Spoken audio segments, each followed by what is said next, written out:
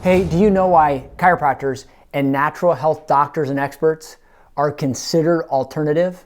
This may blow your mind.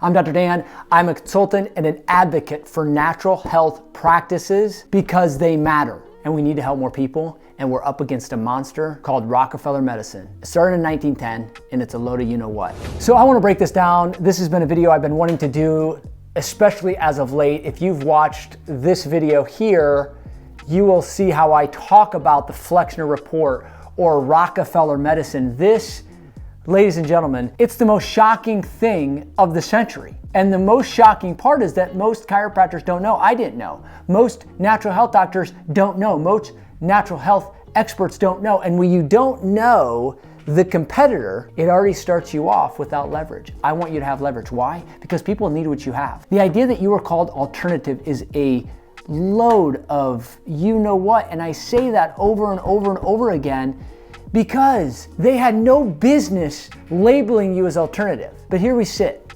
And it all started based on a lie. People buy based on trust. I wrote an entire book about it called The Trust Formula. And in today's environment, just like yesterday's environment, the popular opinion actually matters. What a lot of people do actually matters. So if you're a natural health practitioner of any kind, you are already labeled as alternative in today's culture. That means you have less trust because you are not the popular opinion. You are not the mainstream when it comes to healthcare. Now, if we earned that alternative title, then that's one thing.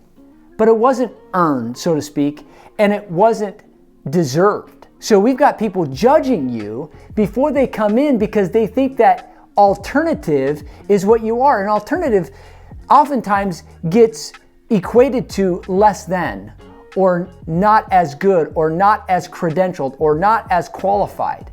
So I have to look back. Where did this all start? How did we become alternative? If you're a chiropractor, a natural health expert, a nutritionist, a functional medicine doctor, a naturopath, and homeopath, an herbalist, where did it start that we were labeled alternative? Well, I would have to take you back to 1910.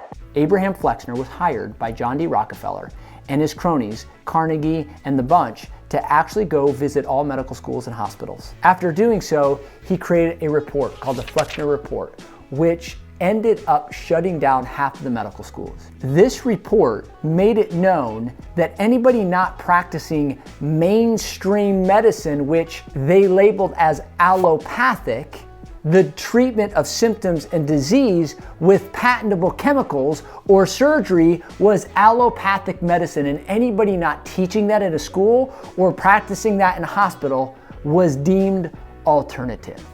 Are you kidding me? When we look back, how did this came to be? Well, a guy named John D. Rockefeller, the first billionaire in America, was known for his ruthless tactics in swallowing up oil company after oil company after oil company until he was the oil king. And what came with that was all the power because he had all the money. In the 1910s, 20s, and 30s, lobby groups became bigger and bigger and bigger to start to push their agenda to the government. One of the greatest lobbyist groups was the AMA, American Medical Association. And if we look back, everything turned in 1910 after this Flexner Report.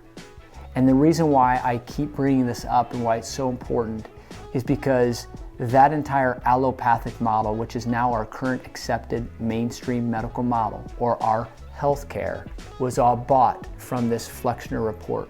And I say bought because John D. Rockefeller and Andrew Carnegie created a general education board, which became the new norm. Everything was run through this board, all the standards, all the credentials, all the education, all the curriculum, and then all the hospital practices. Guys, I can't make this up. You can go look this up yourself. The reason I bring this up is because this is how it all started. And you were labeled as alternative because of an agenda.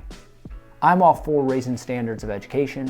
I'm all for raising standards of curriculum and making sure the bar is high enough so the right people get in, especially those that are taking care of our health and looking to be doctors. but not at the expense to call what was previously known as effective healthcare interventions to be labeled as alternative just because they're not the norm, just because they fit outside of the allopathic model, which was leading people down to patentable chemicals, to only use chemicals that were patentable, so that it wasn't plants, which you can't patent, and we could patent a drug, we can make money off of it. And we can make money off it, we can make more money off of it. And instead of turning people into their own advocates in their health, we turn them into customers. And I know you guys think, well, this is a little bit of a conspiracy, Dr. Dan. I'm not. Go back and look it up. Alternative, that's what we are known to be. Come full circle. Go 77 years later, in 1987, the American Medical Association was convicted guilty of trying to conspire to eliminate the chiropractic profession by the Supreme Court. This was an important court case because it showed that there was a direct and intentional measure taken to educate, or rather indoctrinate, medical doctors over the previous 60 to 70 years to get them to believe that chiropractors were the bad guys. Chiropractors were quacks. Chiropractors were a menace to society. Are you kidding me? And all of that, right? Bought and sold by a report that started in 1910 from a guy that visited a bunch of medical schools and determined that allopathy is the only way. So anything that was going to get in the way of allopathic care, allopathic medicine, allopathic healthcare was going to be deemed alternative. And not only deemed alternative, they demonized it, vilified it, jailed some of them, and labeled it all as alternative. Dr. Dan, but we're 113 years later than that. Obviously times have changed. Obviously not. 1987, guilty by the Supreme Court. Guys, I say this because you gotta know what you're up against. And when you are, I think that this passion should come out of you, knowing that you're not alternative. By true, genuine standards, you're not alternative.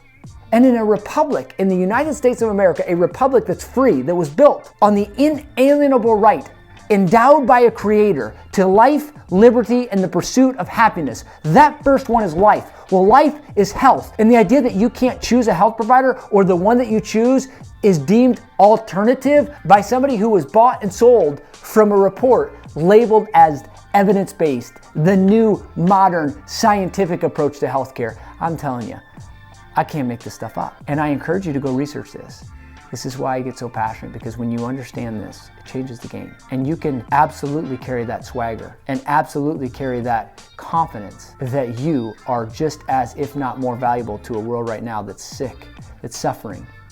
That when we look at the scoreboard of our health, it is not good. Yet we spend more by far than any other nation. We have the most bankruptcies due to medical debt. We have more chronic disease, obesity, and prescription over-the-counter drugs taken among any other nation. Any way you dice it up, we're doing poorly with our health. I live and exist to help practitioners like you gain more traction, help more people, drive more revenue, make more impact. Heaven or high water, I will continue to expose the truth of this Flexner report and what started with a guy named John D. Rockefeller. And here we are over 100 years later, and it's still the predominant thought process, all based on a deceptive lie. You're not alternative. You are another example. I'm not saying everybody has to participate in what you have or what I have or abolish the other system. That's not what I'm saying.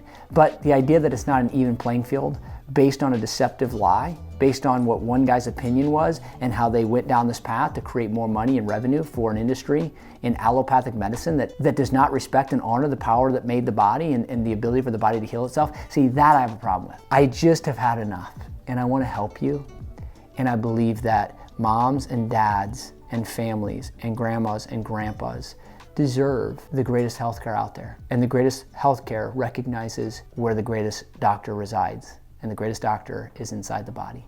And so to me, the best doctor is the one that first honors the greatest doctor, and that healing is inside the body and doesn't seek to heal, but to remove interference so the body can do what it was meant to do.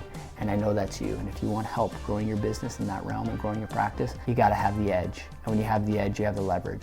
And to separate yourself amongst everybody else in today's economy, this is it, understanding how to gain territory. People are looking for you. The question is, will they recognize it when they see it? That's up to you. God bless you. If I can help, click the link below. We'll see you on the next one. Dr. Dan.